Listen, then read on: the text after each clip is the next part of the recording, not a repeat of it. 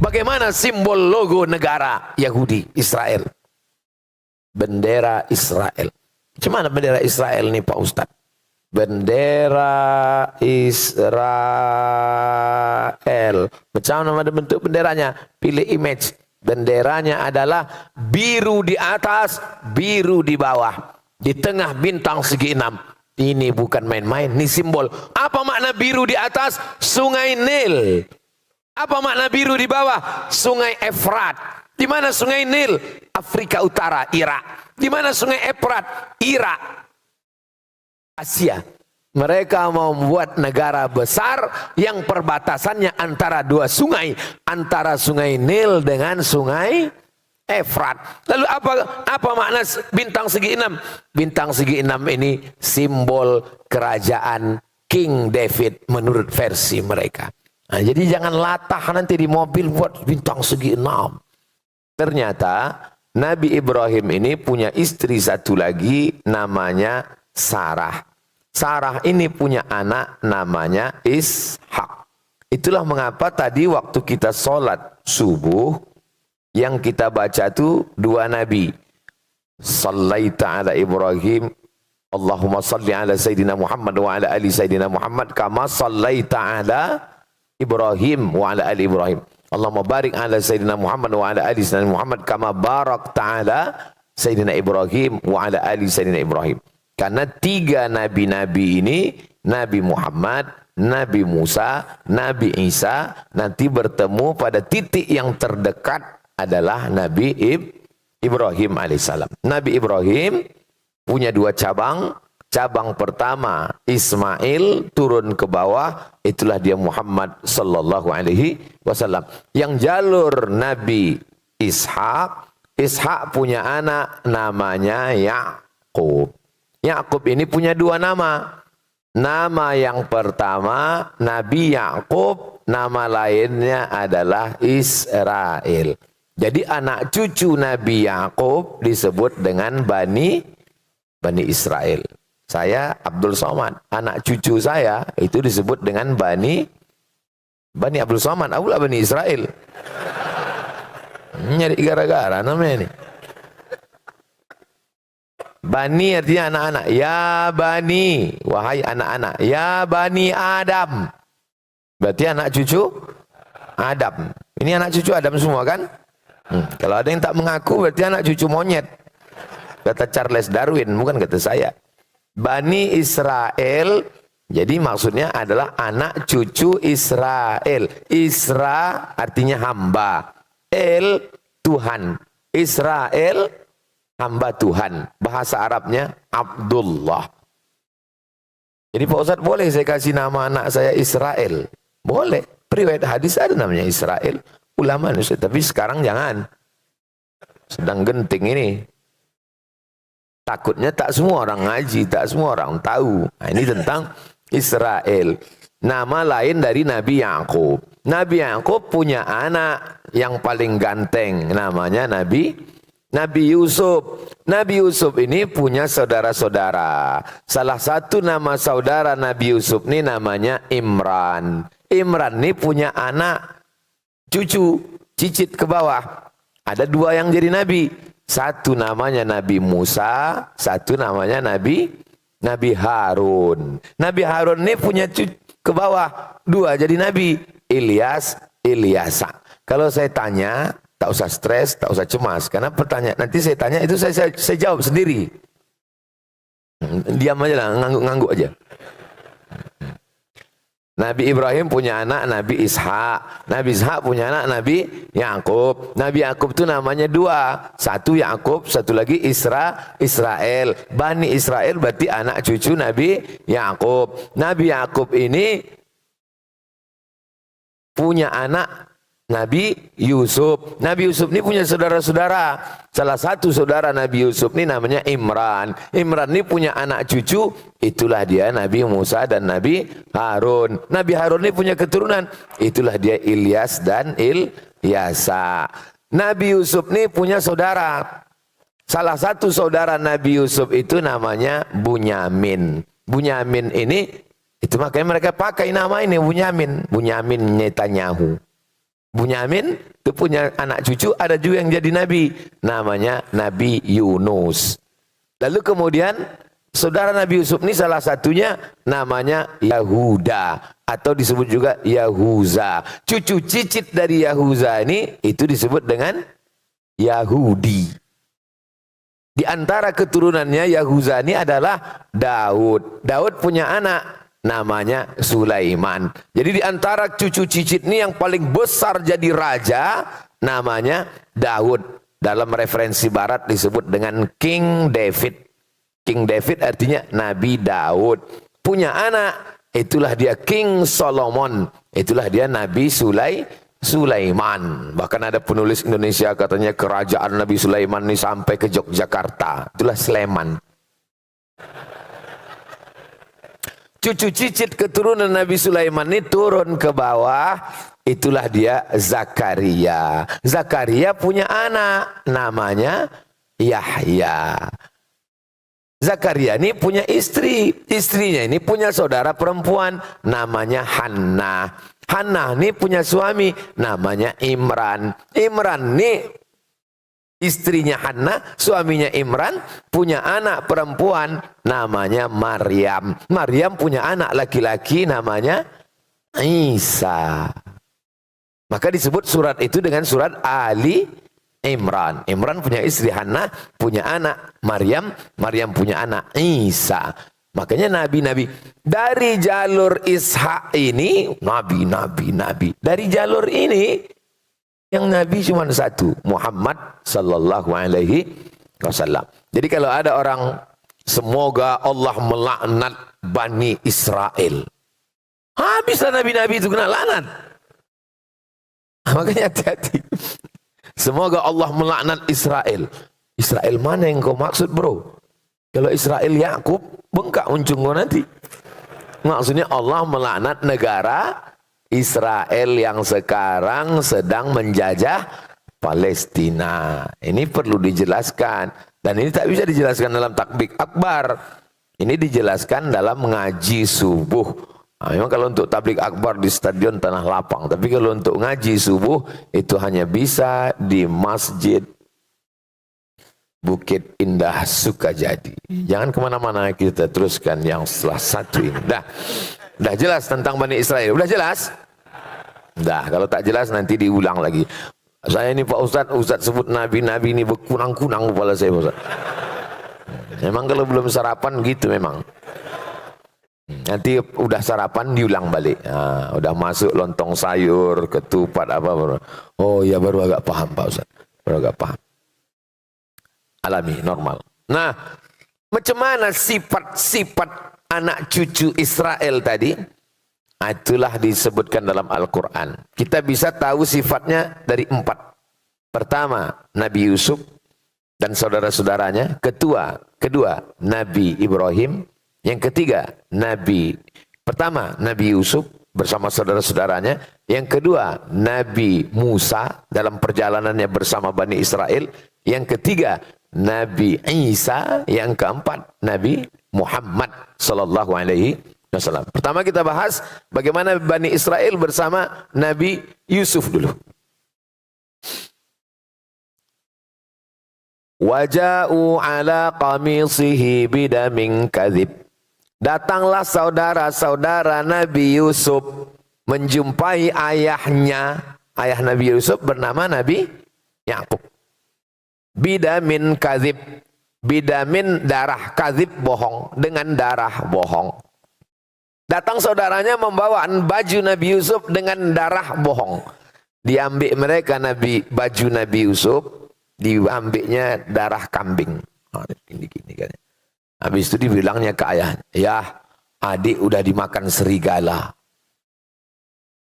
Jadi apalah, ini contoh kejahatan Bani Israel. Apalah kejahatan dia? Membohongi ayah kandung. Membuang saudara kandung.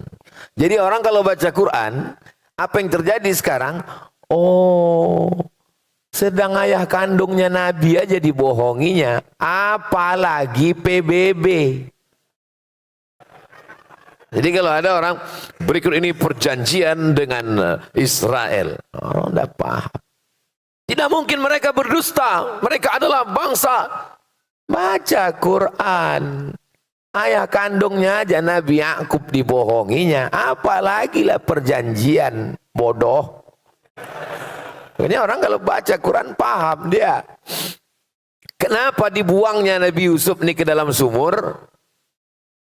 Gara-gara nih Nabi Yusuf cerita ke ayahnya. Inni ara fil manam. Inni ra'aitu ahada asyara kaukaba. Inni ra'aitu ahada asyara. Aku melihat 11 kaukaba. Kaukaba bintang. Wasyamsa wal qamar, matahari dan bulan. 11 bintang, matahari dan bulan. Itulah yang dinyanyikan dulu dalam sebuah lagu nasyid. 11 bintang matahari bersujud padaku. Tak hafal saya syairnya, itu gitu bunyi.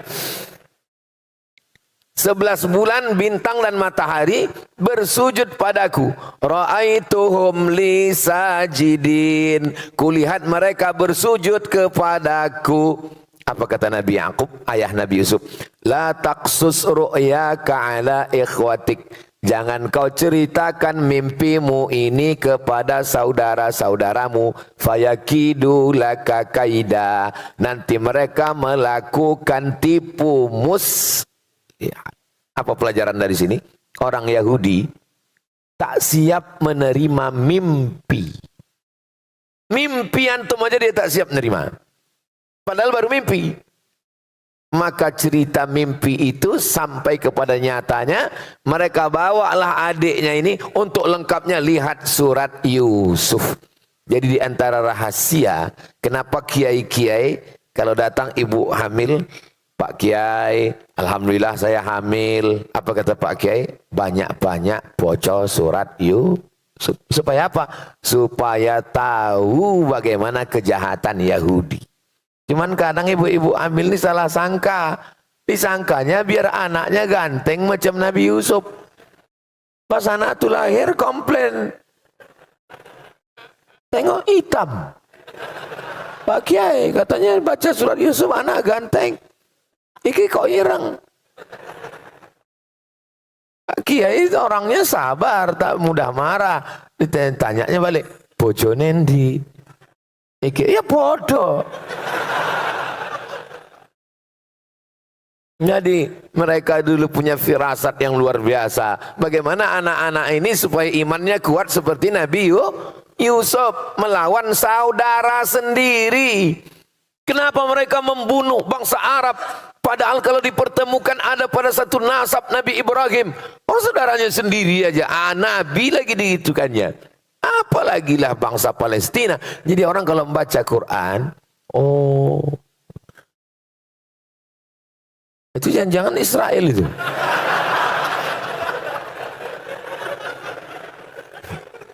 Orang kalau membaca Quran itu dia paham. Kalau dia sudah paham, dia sudah bisa bilang, oh itu udah alhamdulillah. Nah, kenapa? Kita ini sekarang perlu memahamkan umat yang tidak paham. Nah, ini tentang ulah. Itu bisa pada Nabi Yusuf. Nabi yang kedua, Nabi Musa. Itulah tadi imam kita membaca. Dibacanya kita baca. Silakan buka Qur'annya. Wa idz najainakum min ali fir'aun. Ketika kami menyelamatkan kamu hai orang Israel Yahudi yang ada di Mesir. Dari siapa? Dari Fir'aun. Karena waktu itu Fir'aun yasumunakum su'al azab. Karena Fir'aun saat itu mengazab kamu dengan azab yang paling mengerikan. Yudzabbihuna abna'akum, anak laki-laki disembelih. Wa yastahyuna nisa'akum, anak perempuan dibiarkan. Wa fi dzalikum bala'um mir rabbikum azim. Dan itu adalah ujian dari Allah yang sangat besar. Diselamatkan Allah Bani Israel. Apa balasan mereka kepada Nabi Musa alaihissalam? Ya Musa, lan nu'mina laka hatta narallaha jahrah. Wahai Musa, kami tak mau percaya kepada engkau sebelum engkau tunjukkan Tuhan itu jahrah, secara nyata. Mana Tuhan itu Musa? Mana? Saya pulang dari Maroko 2008. Sekarang sudah 2023. Berarti saya sudah tausiah selama 15 tahun. Belum pernah lagi pas saya tausiah tiba-tiba tegak jamaah. Ustaz, tunjukkan saya Tuhan itu nyata. Belum pernah. Paling-paling sejahat-jahatnya orang Melayu, pas saya ceramah, balik dia ke rumah. Itulah cuma. Tapi kalau nantang langsung, tak ada. Bani Israel, ini. Nabi Musa jadi gitu kannya. Lan nu'mina laka hatta narallaha jahra. Kami tak percaya kepada kau Musa sebelum kami melihat Tuhan itu secara nyata. Makanya saya tak pernah mengamuk kepada haters and buzzers yang menyerang di medsos. Mana pernah saya marah. Kenapa? Karena akunnya fake semua. Tidak jantan seperti Bani Israel. Bani Israel itu jantan, tegak berdiri, apa somat gitu. Belum pernah lagi. Kalau ada sinilah, aku sipak kepala kau. Membaca perjalanan Nabi Musa bersama Bani Israel mendatangkan kesabaran bagi para dai. Tapi Nabi Musa tak meninggalkan mereka. Dibawa Nabi Musa dari Mesir ke Palestina. Jumlahnya 600.000 orang. Jadi jangan 2 kali jamaah haji Indonesia. Jadi yang kalian bayangkan Nabi Musa membawa nyebrang itu cuma 3 orang.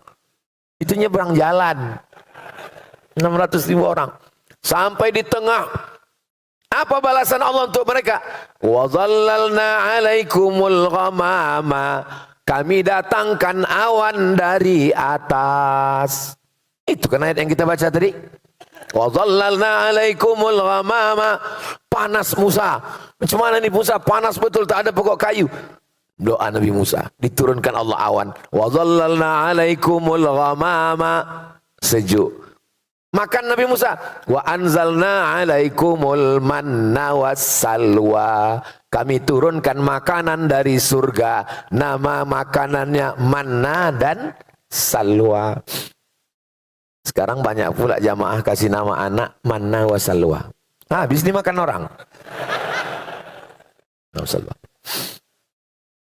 Apa balasan orang Bani Israel Yahudi? Beda Yahudi sama Bani Israel Pak Ustaz.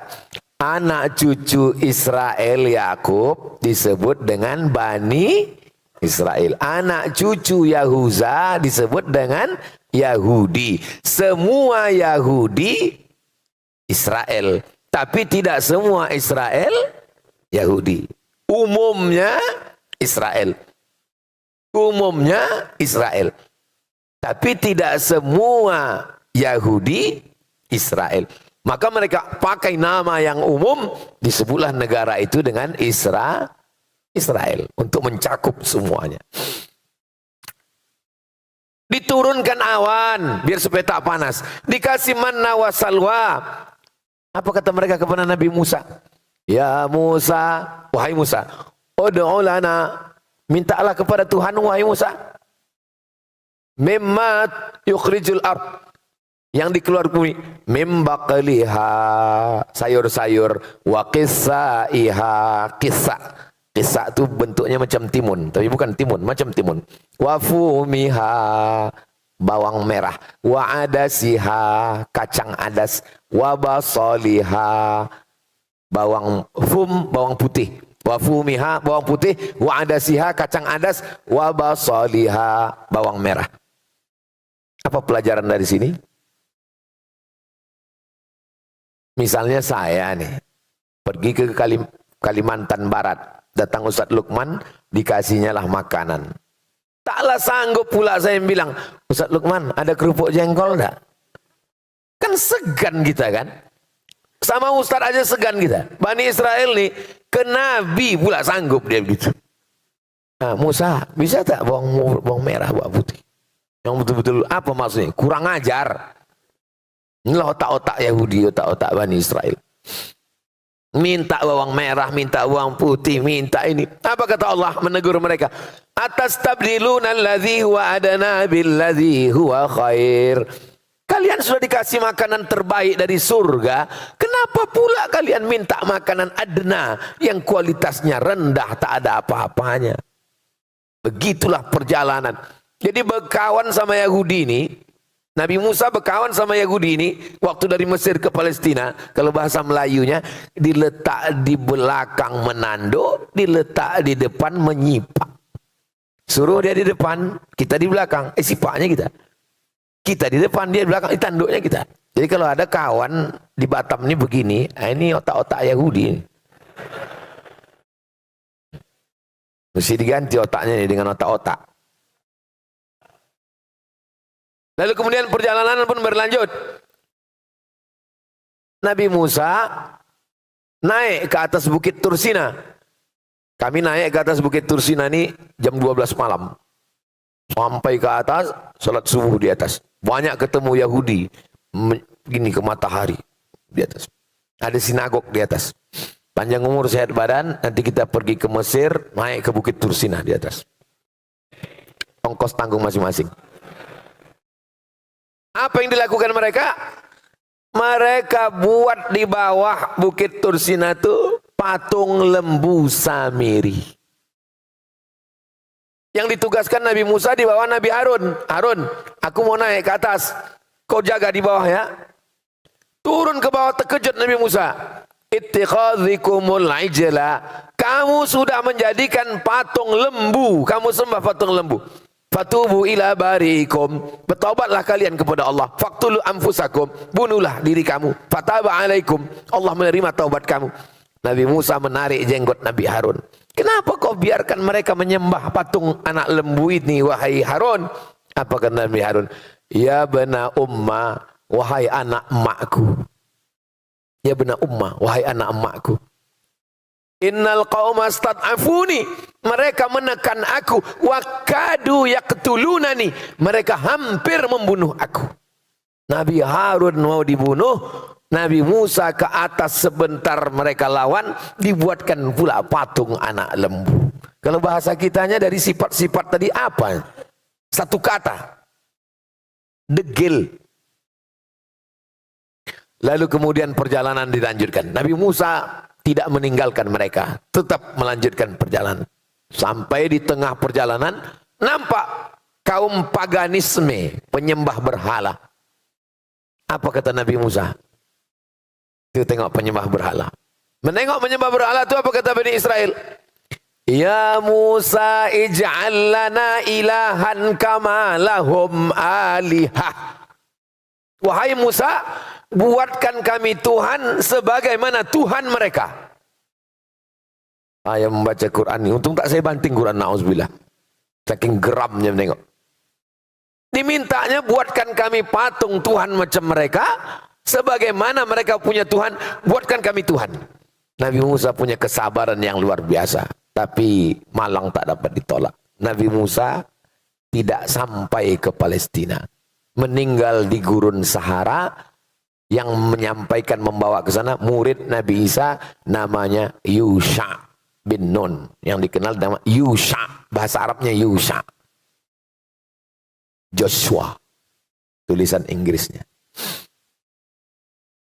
Bani Israel dengan Nabi Yusuf sudah, Bani Israel dengan Nabi Musa sudah. Sekarang bagaimana dengan perlakuan mereka kepada Nabi Isa? Surat Ali Imran. Iz qalat imra'atu, perlakuan Bani Israel terhadap Nabi Isa bisa dilihat dalam dua surat. Surat yang pertama atas nama ibu Nabi Isa, surat Maryam. Perlakuan yang kedua bisa dilihat dalam surat datuk Nabi Isa, Al-Fatihah, Al-Baqarah, Ali Imran. Idh qalat imra'atu Imran, ingatlah ketika istri Imran berkata, Rabbi inni nazartu laka ma fi batni, aku bernazar anak yang ada dalam perutku ini kalau lahir nanti akan aku jadikan dia muharrara. Arti muharrara, penjaga Baitul Maqdis. Ya Allah, kalau lahir anakku nanti ku jadikan dia penjaga Baitul Maqdis. Falamma wada'atha qalat rabbi inni wada'tuha unsa. Ketika anak itu lahir, ternyata anaknya unsa. Unsa, perempuan. Menjaga Baitul Maqdis mesti laki-laki, tak bisa perempuan. Wa inni sammaituha Maryam. Maka anak ini aku kasih nama Maryam. Wa inni u'idzuha bika wa dzurriyyataha minasyaitonir rajim. Jagalah anak ini dan keturunannya dari godaan syaitan.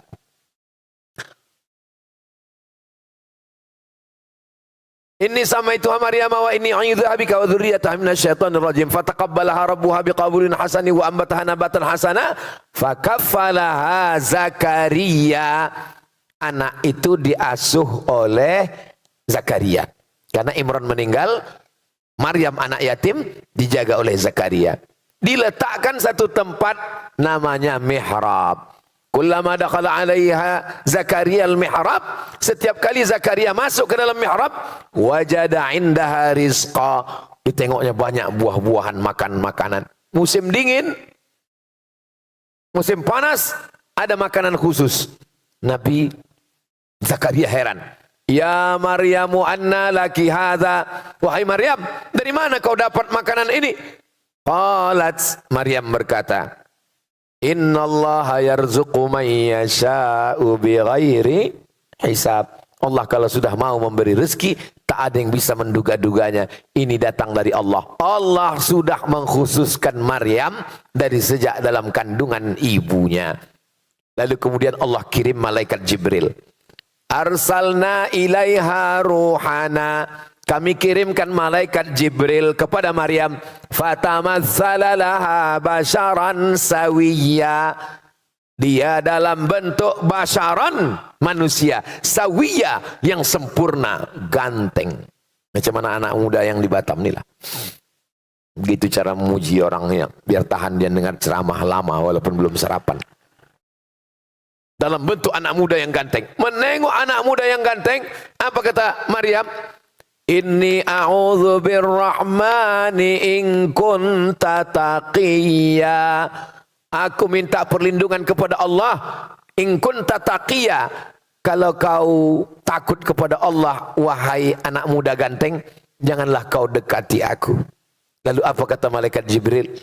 Inni rasulu rabbiki li'ahaba laki ghulaman zakiyya. Aku diutus Allah untuk mengirimkan kepada engkau seorang anak laki-laki zakiyya, anak laki-laki yang suci. Nama anak bapak siapa? Zaki. Masya Allah. Kenapa malas mandi? Nama Pak Zakinya itu sih. Ghulaman zakiyya, anak yang suci bersih, Nabi Isa. Lalu kemudian dia pun hamil, mengandung anak. Ketika hamil, datanglah fitnah orang Yahudi. Apa kata orang Yahudi? Maryam sudah berzina dengan si Joseph tukang kayu.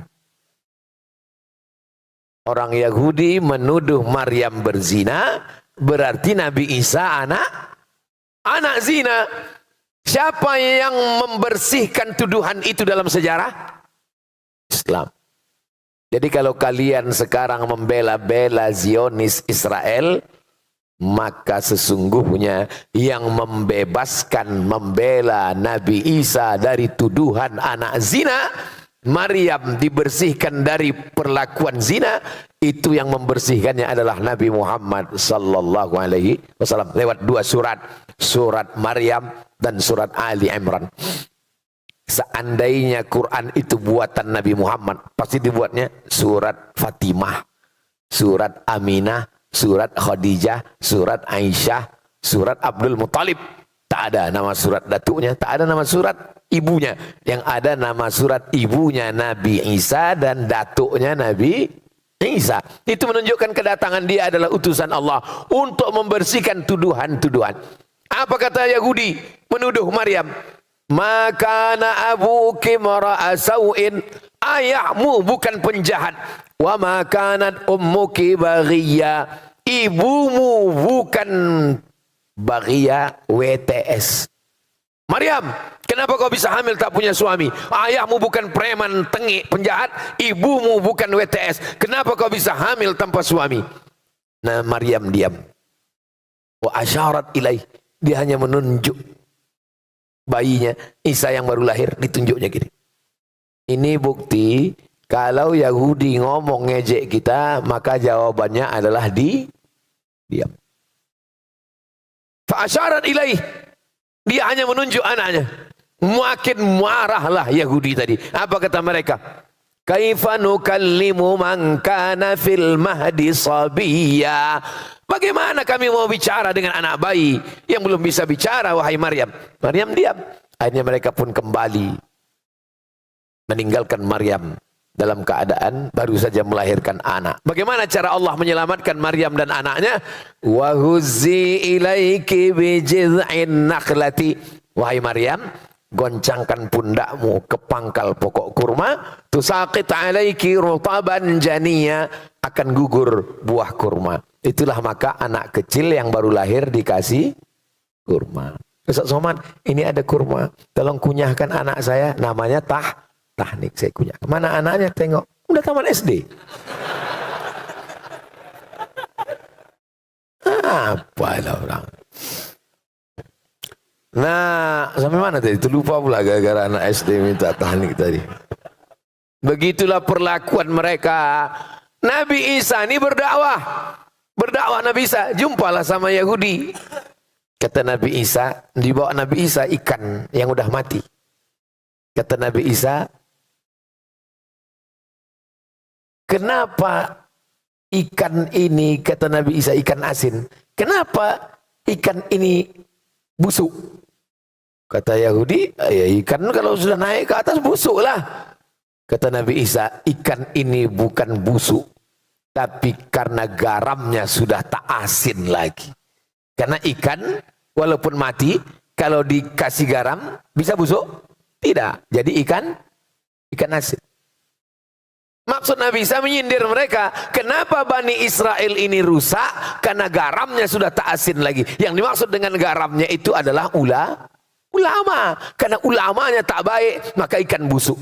Jadi kalau nampak umat ini mulai mengalami pembusukan, seperti ucapan Nabi Isa. Karena garamnya sudah tak asin lagi. Mudah-mudahan garam kita tetap asin insya Allah. Pakailah garam beriodium. Tersinggung mereka, marah dengan Nabi Isa. Itu asal muasal mereka sakit hati dengan Nabi Isa. Lalu kemudian mereka ada kurban. Kurban mereka pakai burung merpati. Kurbannya tidak pakai lembu, pakai sapi, pakai kerbau, pakai burung merpati. Pendeta-pendeta Yahudi ini beternak burung merpati, dibuatnya kurban setahun 2 kali. Biar supaya apa? Biar bisa jualan burung merpati.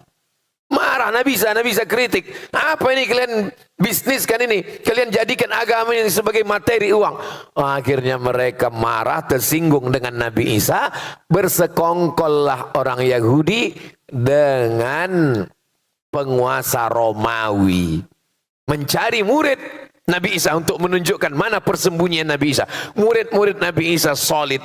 Wa idh qala Isa ibn Maryam lil hawariyin. Ketika Nabi Isa berkata kepada murid-muridnya hawariyin, man ansari ilallah, siapa yang akan menolong aku menegakkan agama Allah? Qala al hawariyun, murid Nabi Isa berkata, nahnu ansarullah, kami akan menolong. Tapi rupanya di antara murid ini ada satu pengkhianat, namanya Yudas Iskariot. Ditunjukkannya persembunyian Nabi Isa. Dia dapat 300 keping uang emas. Bersekongkol antara tokoh agama Yahudi dengan tokoh politik Romawi mau menangkap Nabi Isa. Pengkhianat 3. Pengkhianat, politik Romawi, tokoh agama Yahudi berkoalisi 3 untuk menangkap Nabi Isa alaihissalam. Turun mukjizat. Wa ma qataluhu, mereka tak berhasil membunuh Nabi Isa. Wa ma salabuhu, mereka tak berhasil menyalib Nabi Isa. Walakin syubbiha lahum, ada satu orang laki-laki yang diserupakan wajahnya. Itulah dia murid pengkhianat, namanya Yudas Iskariot. Makanya jangan jadi pengkhianat, nanti kau kena salib. Lalu di mana Nabi Isa? Barrafa'ahullah, dia diangkat oleh Allah Subhanahu wa taala. Menurut Ahlus Sunnah wal Jamaah, sebelum hari kiamat dia akan turun sekali lagi, bukan membawa agama yang baru, tapi mengikut syariat Nabi Muhammad sallallahu alaihi wasallam. Maka di antara tanda-tanda kiamat kubra adalah turunnya Nabi Nabi Isa, turunnya Al-Mahdi, turunnya Nabi Isa, turunnya Dajjal, maka itu semua adalah di antara tanda kiamat kubra. Ini tentang perlakuan mereka. Kepada Nabi Yusuf, sudah. Kepada Nabi Musa, sudah. Kepada Nabi Isa, sudah. Sekarang kepada Nabi Muhammad sallallahu alaihi. Datanglah Abu Talib membawa Nabi Muhammad berdagang. Panas. Nampak mereka ada satu rumah, gereja tua. Bernaung mereka di bawah atapnya. Tak lama keluar pendeta dari dalam. Nama pendeta itu Bahira. Bahira tak pernah keluar. Makanan dikirim, pakaiannya dicucikan orang. Karena dia di dalam tempat ibadah saja. Tapi hari itu dia keluar. Ditengoknya. Dia bertanya ke Abu Talib. Man hadha? Siapa ini? Apa itu? Habis waktu. Man hadha? Siapa ini? Kata Abu Talib, ibni, ini anakku. Kata Bahira, kalau betul kitab yang kubaca, anak ini anak yatim. Ayahnya sudah meninggal ketika dia dalam perut ibunya 2 bulan. Tersenyum Abu Talib, ini memang bukan anakku, ini anak saudaraku. Dan kita memang biasa, saya bawa ponakan saya. Ditanya orang, ini anak Ustadz? Iya, anak saya. Apakah saya bohong? Tidak. Karena keponakan itu sudah macam anak. Abu Talib terkejut. Dari mana kau tahu ini bukan anakku? Karena dalam kitab suci kami disebutkan bahwa Nabi akhir zaman, anak yatim, ayahnya sudah meninggal ketika dia 2 bulan dalam perut ibunya. Dan ada 2 tanda lagi. Ku tengok dari tadi ada awan yang menaungi dia sehingga dia tak kepanasan. Dan kulihat pokok kayu dan batu bersimpuh sujud kepadanya. Jangan bawa dia ke Syam karena di sana banyak Yahudi. Aku khawatir mereka akan membunuh dia nanti. Loh, kenapa dibunuhnya? Karena Nabi terakhir yang mereka tunggu-tunggu itu menurut mereka dari keturunan Ishak. Ternyata ini dari keturunan jelas. Falamma ja'ahum ma'arafu kafaru bih. Ketika sudah datang Nabi yang mereka kenal, mereka justru ingkar kepadanya. Kenapa mereka ingkar padahal mereka sudah kenal? Karena mereka menyangka yang datang itu keturunan Ibrahim dari jalur Ishak. Ternyata yang datang itu dari jalur keturunan Berbahagialah orang Indonesia yang tidak pernah mensyaratkan nabinya mesti keturunan orang Melayu. Ketika Nabi datang, tak ada satupun orang Melayu mensyaratkan Nabi mesti pakai tanjak. Tak ada. Tak ada orang Batak yang minta supaya Nabi itu, seandainya mereka di Sumatera Utara, saya tak mau beriman kepada Nabi Muhammad karena dia orang Arab. Saya mau Nabi itu pakai marga Muhammad Nasution, Muhammad Siregar. Semuanya bersyahadat asyhadu an la ilaha illallah wa asyhadu anna Muhammadan Rasulullah. Yahudi tak mau menerima. Walaupun ada beberapa yang menerima di Madinah. Ada namanya Husain. Ditengoknya Nabi Muhammad bersyahadat dia. Yahudi pertama yang bersyahadat ketika Nabi sampai ke Madinah namanya Husain. Dirubah Nabi namanya Abdullah bin Salam. Ada seorang anak gadis namanya Sofia. Siapa nama anak kau? Sofia. Sofia artinya bening. Anak kau siapa namanya? Sofia. Tengok beku. Mohon maaf Sofia jangan tersinggung. Mimpi Sofia ini suatu malam. Dia Yahudi. Sofia ini Yahudi. Yahudi Madinah. Di Madinah itu ada Yahudi Pak Ustaz. 4 Yahudi Madinah. Yahudi Bani Nadir, Yahudi Bani Quraizah, Yahudi Qainuqa, Yahudi Khaybar. Di Madinah. Nabi bertetangga dengan orang Yahudi. Salah satu anak perempuan Yahudi ini namanya Sofia. Malam itu mimpi dia memangku bulan. Turun bulan itu di pangkunya. Diceritakannya ke ayahnya. Nama ayahnya Huyai. Nama atuknya Akhtab. Sofia binti Huyai bin Akhtab. Ya. Malam tadi ku tengok bulan turun, duduk di pangkuanku, ditempeleng ayahnya, keluar darah muncrat dari mulutnya. Karena orang Yahudi tahu bahwa yang dimaksud dengan bulan itu adalah Muhammad sallallahu alaihi wasallam. Bulan purnama Badar, itulah Nabi Muhammad. Makanya kalau Nabi datang kita sambut dengan Tala'al Badru alaina. Orang Yahudi pun tahu bahwa bulan purnama itu adalah Nabi Muhammad sallallahu alaihi wasallam. Ditempelengnya anaknya karena dia takut anaknya ini menikah. Takdir tak bisa ditolak. Akhirnya Nabi tetap menikah. Maka istri Nabi salah satunya adalah orang Yahudi, namanya Sofiyah binti Huyai bin Akhtab. Nabi diundang. Diundang oleh orang Yahudi. Nabi datang. Kira-kira kita kalau diundang Yahudi datang apa tak datang? Apa pula kalian datang? Nabi datang karena statusnya waktu itu dia berkuasa, dia kuat. Tapi kalau kita lemah datang, berarti kita mengakui kekuatan mereka. Nah, ini hati-hati, jangan berdalil dengan perbuatan Nabi. Tengok dulu konteksnya. Datang Nabi ke Khaybar. Ditanya mereka, apa makanan kesukaan? Kata Nabi, kesukaan saya kaki kambing bagian depan. Kita biasanya kalau tamu kita tanya, mau kita suguhkan makanan kesukaannya. Rupanya ditanamkan mereka racun paling banyak di kaki kambing bagian depan tuh. Mau mereka bunuh Nabi Muhammad sallallahu alaihi wasallam. Begitu sampai makanan itu masuk ke mulut Nabi, langsung Jibril kasih tahu, sempat ada setetes masuk ke dalam. Hikmahnya Nabi meninggal sebagai syahid, mati syahid. Tapi sisanya dimuntahkan Nabi. Sahabat Nabi sebelah yang makan tak sempat kasih tahu, makan masuk ke dalam, meninggal rentan. Ditangkap perempuan yang Yahudi yang membagi racun itu. Kenapa kau racun Muhammad? Apa jawab dia? Aku mau ngetes, dia Nabi asli apa Nabi palsu. Memanglah otak-otak Yahudi. Nabi memaafkan. Tapi saudara keluarga yang terbunuh tadi tidak memaafkan. Maka berlaku hukum qisas dalam Islam.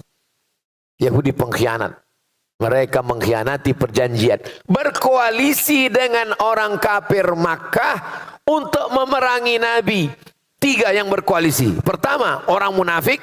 Yang kedua, orang Yahudi. Yang ketiga, orang musyrik Makkah. Padahal sudah ada perjanjian piagam Madinah supaya kita sama-sama jaga Madinah ya. Ya, berkoalisi dengan orang Makkah menyerang Nabi. Perang koalisi itu disebut dengan perang Ahzab. Perang Ahzab. Strateginya gali parit. Yang punya strategi namanya Salman Al-Farisi. Kata Salman, kita gali parit. Maka perang itu disebut dengan perang parit, perang Khandak, supaya kuda tak bisa melompati parit. Disebut dengan perang Ahzab karena perang koalisi partai-partai, partai musyrik, partai munafik, partai Yahudi untuk menyerang Nabi Muhammad sallallahu alaihi wasallam. Akhirnya mereka terusir dari kota Al-Madinah Al-Munawwarah. Makanya ketika presiden pertama Israel berdiri, apa kata dia? Ditariknya nafasnya. Aku mencium bau kakekku di Madinah. Apa maksud dia? Nanti kalau Israel berkuasa, dia akan mengambil kota Madinah. Bukan sembarangan. Karena dia anggap Nabi Muhammad mengambil. Padahal mereka ingkar perjanjian. Ini mesti diluruskan. Jadi jangan bayangkan Nabi Muhammad datang bawa pedang ke kota Madinah. Semua Yahudi pancung kepalanya. Tidak begitu. Baca sejarah baik-baik. Mereka tempat bertetangga selama 2 tahun. Setelah itu mereka melakukan pengkhianatan. Akhirnya terusir dari kota Al-Madinah Al-Munawwarah. Falamma ja'ahum ma'arafu kafarubi. Ketika Nabi yang sudah mereka kenal itu datang, mereka ingkar. Dan mereka itu kalau datang Nabi tak sesuai dengan keinginan mereka, fariqan kadzabtum wa fariqan taqtulun. Sebagiannya kamu dustakan dan sebagiannya kamu bunuh. Percobaan pembunuhan mereka lakukan kepada Nabi beberapa kali. Mereka curi rambut Nabi. Rambut Nabi dicuri. Mereka simpul dalam 11 simpul tali. Mereka masukkan ke dalam sumur. Mereka sihir. Karena Yahudi di antara hobinya adalah sihir. Jadi kalau ada orang di Batam nih suka sihir, berdukun-dukun, itu ada otak-otak Yahudi sedikit. Maka turunlah 11 ayat untuk membuka 11 simpul tali. Datang Jibril ngasih tahu, ini rambut Nabi sedang dicuri. Mereka simpul dalam 11 simpul tali, mereka masukkan ke dalam sumur. Turun 11 ayat. Qul a'udzu birabbil falaq min syarri ma khalaq wa min syarri ghasiqin idza waqab wa min syarri naffatsati fil 'uqad wa min syarri hasidin idza hasad. Qul a'udzu birabbin nas, malikin nas, ilahin nas, min syarri waswasil khannas alladzi yuwaswisu fi sudurin nas minal jinnati. Itu 11 ayat pembuka simpul buhul-buhul tali sihir. Dibacakan, dihembuskan ke air, ditiupkan ke wajah. Oh Pak Ustadz, kemarin waktu saya bacakan 11 ayat itu, malah ketawa yang disihir itu. Gitu dia. Masa setan ngusir setan? Rupanya bukan salah ayatnya, salah yang baca. Yang baca itu ulahnya macam setan juga.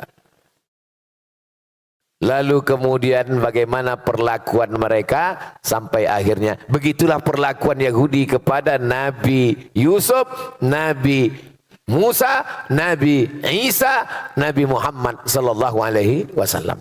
Yang punya senjata dipakainya memerangi Nabi. Yang punya sihir dipakainya menyihir Nabi. Yang punya racun dipakainya meracun Nabi. Yang punya bibir dipakainya mengejek Nabi. Kalau orang Islam jumpa Nabi, Assalamualaikum. Orang Yahudi kalau jumpa Nabi, Assalamualaikum. Mirip. Assalamualaikum. Selamat untukmu. Assalamualaikum. Matilah kau. Suka mempleset-plesetkan. Jadi siapa yang suka mempleset-plesetkan nih? Ada otak-otak Yahudi sedikit. Nah, lalu kemudian mereka pun terusir. Terusir. Tak punya negeri. Kenapa? Karena tak ada yang suka akibat dari perbuatannya. Sampai akhirnya pada akhir 1800-an ada satu tokohnya namanya Theodor Herzl. Theodor Herzl, tokoh Yahudi, ingin membuat sebuah negara. Ide membuat sebuah negara ini datang belakangan. Theodor Herzl punya cerita. Datanglah mereka menemui Sultan Abdul Hamid. Kebetulan waktu itu Palestina di bawah kekuasaan Turki Utsmani. Dibawanya duit emas 1 koper. Wahai Sultan Abdul Hamid, kami minta membuat negara di Palestina. Apa kata Sultan Abdul Hamid? Yang diperjuangkan dengan darah tidak akan dijual dengan emas. Sakit hati mereka dengan ucapan itu. Akhirnya mereka tumbangkan Sultan Abdul Hamid.